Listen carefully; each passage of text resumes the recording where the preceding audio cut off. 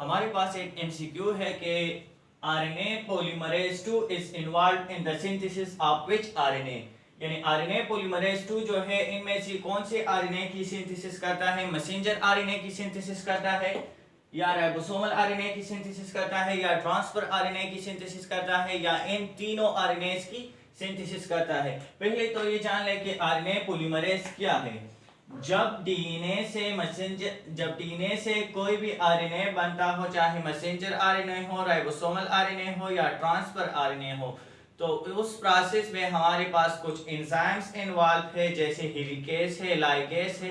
तो उनमें से मेन जो पॉलीमरेज एक्टिविटी है वो कौन सी एंजाइम की है, वो आरएनए पॉलीमरेज एंजाइम की है।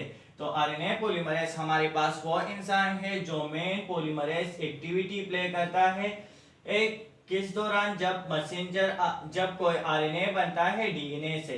तो अब हम आते हैं इस एमसीक्यू की तरफ के आरएनए पॉलीमरेज 2, और ये याद रखें कि हमारे पास मेन जो आरएनए पॉलीमरेज है वो मुख्तलिफ है प्रोकैरियोटिक्स में और यूकैरियोटिक्स में। तो यहाँ पे हम तीन मेन आरएनए पॉलीमरेज की बात करेंगे, आरएनए पॉलीमरेज 1, आरएनए पॉलीमरेज 2 और आरएनए पॉलीमरेज 3।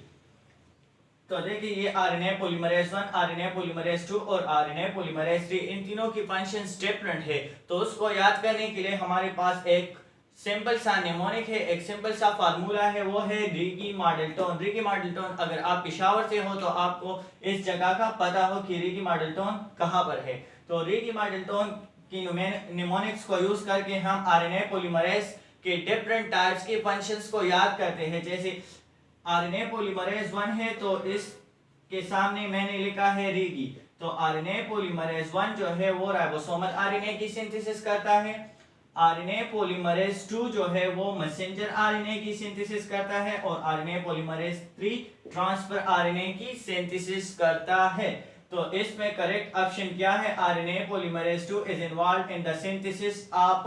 तो इस निमोनिक के बेस पे हम ये सेलेक्ट करते हैं कि ये मैसेंजर आरएनए के सिंथेसिस में इन्वॉल्व है। तो ये हमारे पास आज का एमसीक्यू था। Thank you, Allah Hafiz.